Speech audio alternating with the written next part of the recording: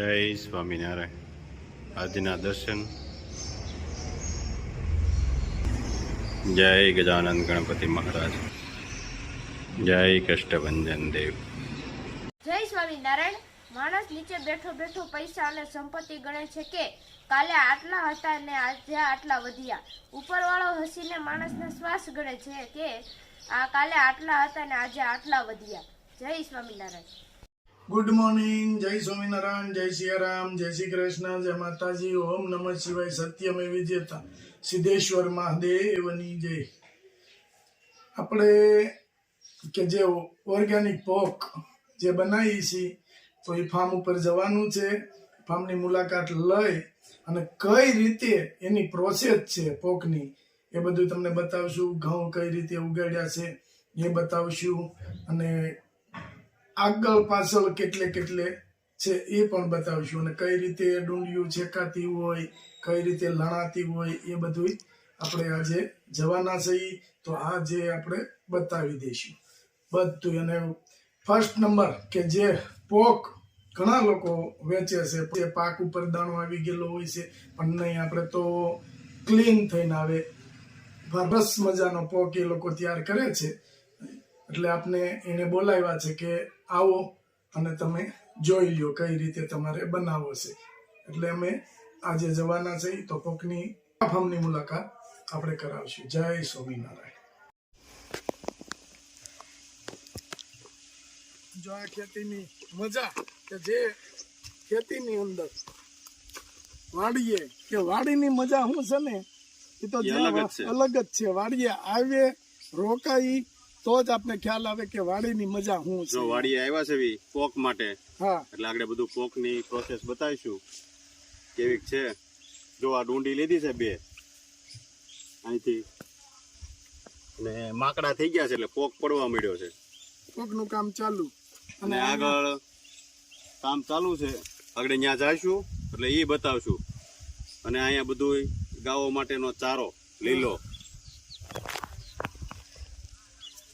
અને સવારનો સમય છે, સરસ મજાની ગુલાબી ઠંડી છે પણ વાડી આવી તો ઠંડી વાય નહીં તમારે, એવી મસ્ત વાડી છે. હાલો આપણે આગળ વાડીએ. જો આપણે જે ઓર્ગેનિક કે પોક બનાવીએ છીએ એ ખેતર છે. આ બધા ઓર્ગેનિક ઘઉં છે અને પોક પડે એવી વસ્તુ થઈ ગઈ છે. આ એટલે પોક પાડવાનું પણ ચાલુ થઈ ગયું છે. અહીંયા ડુંડિયું લણાતી જાય છે એક પછી એક. અને જોઈ લ્યો આતર પાસ્તર પોક કોઈ દિવસ એક કાર્ય ઘેરો વાવ્યો હોય તો એ કાર્ય ઘેરો ન પડે પોકનો. 5 અને 10 દિવસ આગળ પાછળ વાવવા પડે એટલે આ ઘેરામાંથી ખૂટે ત્યાં ઓલો ઘેરો પોક પડે એવો થઈ જાય. આમાંથી હજી જો બધી વીણીને ડુંડિયું લેવાની છે, લાગઠ નહીં કે જેટલું આમાં વીણાતું જાય છે અને ડુંડી લણાતી જાય છે. તો કેટલા જણા છે? 3 ને 3 6 ને 2 8 જણા સખત કે ડુંડિયું લણવાનું જ કામ અને ત્યાં વાળીએ કે ચેકવાનું કામ છે એ પણ આપણે બતાવશું. અને એકદમ આવી ડુંડી હોવી જોઈએ. જોઈ લો કે એકદમ મસ્ત ડુંડી છે અને આનો જ લીલવણી પોક પડે. પોક તો માર્કેટની અંદર બહુ બધા મળે છે પણ ઓર્ગેનિક નથી મળતો અને પોક આપણે જેવો લીલવણી જોઈએ એવો લીલવણી નથી મળતો. આ 1 નંબર પોક આનો પડે અને આ ડુંડીને તમે ચોળો ને એટલે એકદમ લીલો દાણો જ નીકળે કે માકડા થઈ ગયા હોય. આપણે અમારી દેશી ભાષામાં ડુંડી પીળી થાય ને એટલે એને કે માકડા થઈ ગયા. પછી જે પાક ઉપર આવી ગયો હોય એ દાણો જ્યારે ડુંડી શેકી ત્યારે એક ડુંડી પાક ઉપર આવી ગયેલી એની અંદર આવી જાય એટલે આખા પોકનો કલર ફેરવી નાખે. કારણ કે એ ડુંડી બળે એટલે દાણો બળે એટલે બ્લેક દાણો વધારે પડતો થાય. અને ત્યાર પછી આપણે પોક પડી જાય પછી એને મશીનમાં ક્લીન કરાવીએ છીએ તો કોઈ જાતની રજોટ ન રહે, કોઈ કાકરી કે કોઈ વસ્તુ એમાં ન રહે. બ્લેક દાણો હોય એ પણ નીકળી જાય છે. અને જોઈ લ્યો આ ઓર્ગેનિકની સ્ટેરી છે. મકાઈ ફરતી કોઈ પણ બીજી વસ્તુ વાવવાની એનાથી રોગ જે છે એ એમાં હચવાઈ રહી કે આ વસ્તુ આપણી બની અને કમ્પ્લીટ થઈ જાય. તો હાલો આપણે વાડીએ જઈ અને કઈ રીતે ડુંડિયું છેકે છે એ આપણે બતાવી. બાળકોને આ સાથે લીધા છે, હા, ખબર પડે કઈ રીતનું બધું પ્રોસેસ થાય છે. ખેતી કેમ થાય. જો કે ખેડૂતના દીકરાને ખેતી શીખવાડવી ન પડે. કોઈ પણ જ્ઞાતિનો ખેડૂત માણસ હોય એને ખેતી કરતા શીખવાડવી ન પડે. એના લોહીમાં હોય છે. અને અમારે કે એવો રિવાજ છે કે બાળક જન્મે ત્યારે એને 6 દિવસે એની છઠ્ઠી કરે. તો અમારે પેલું કાપવાનું જે દાતરડું હોય ને એ છઠ્ઠીમાં મેકે. એટલે ખેડૂતના દીકરાને ખેતીનું કામ શીખવાડવું ન પડે. અમારે છઠ્ઠીમાં દાતરડું મેકે અને એક બુક અને એક પેન મેકે, એમાં વિધાતા લેખ લખે. એટલે ખેડૂતના દીકરા હોય એને ખેતી શીખવાડવી પડે નહીં. એને પહેલો વહેલો તમે ટ્રેક્ટરમાંથી બેસજો ને તો સાહ તો સીધો જ થાય, યુવાકો ન થાય. જે જેનો બિઝનેસ કે જે જેનો ધંધો પહેલેથી, કારણ કે એ બધું લોહીના ગુણો હોય છે. આ તમારા લોહીમાં હોય છે. ખેતી એટલે અમારા લોહીમાં હોય. અમે ખેતી કરી શકીએ, પણ નીતિ તમારી સાચી હોવી જોઈએ કે આ વસ્તુ ઓર્ગેનિક છે એટલે 110% ઓર્ગેનિક. અને આપણું ઘી કે જે એ ઘરની ગાયનું હોય તો જ આપણે આપીએ છીએ. પેન્ટિંગમાં ઓર્ડર ઘણા બધા પડ્યા છે. જેમ જેમ ઘી થતું જાય એમ જ આપવાનું છે.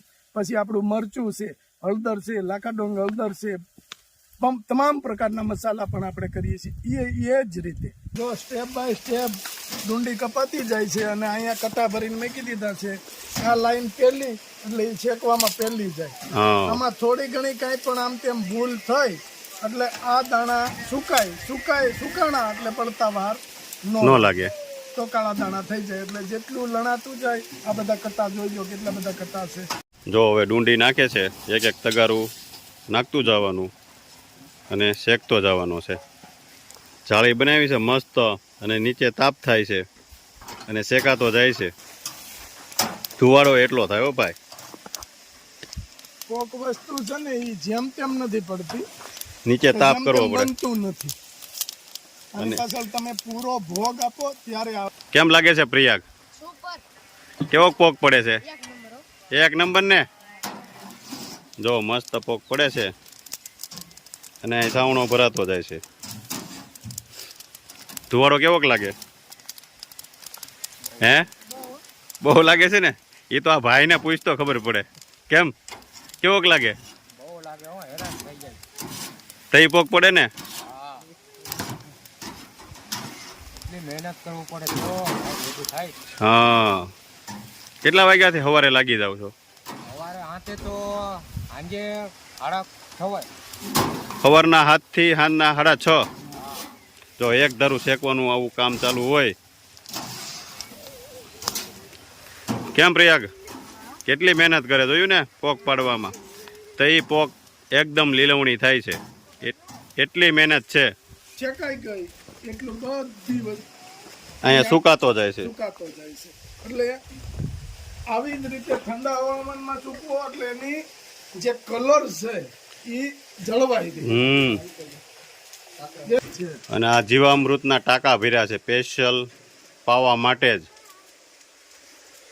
જો આ મસ્ત ડુંડી શેકાઈ ગઈ છે, લીલો પોક એકદમ થશે. આ શેકાઈ ગયેલી છે. હવે એને આપણે ચોળશું એટલે કેવો પોક નીકળે છે એ ખબર પડશે. કેમ, હા, મજા આવે ને લીલો પોક ખાવા? હા.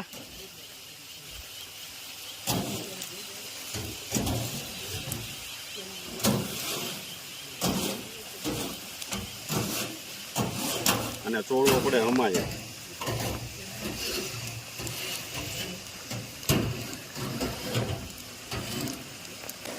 જો એકદમ મસ્ત લીલવણી દાણા થઈ ગયા છે. પ્રયાગ, ચાય ખેવાય એને. કેમ લાગે છે? હે, સુપર. લીલો પોક મસ્ત લાગે ને? હા, કેવો સ્વાદ છે એનો? જોરદાર. જોરદાર. શું વાત છે. લીલો લઈ જાવ છે ને ઘેરે હવે હા, તારી હાટું? લીલો. લીલો ખાવાની મજા આવે છે. હા, પછી સુકેલો તો જાદેરિયું બહુ મજા આવે ને? હા, બા કેમ બનાવે જાદેરિયું? સુપર. ખાતા ધરાય નહીં કા? હા. એવું બનાવે ને?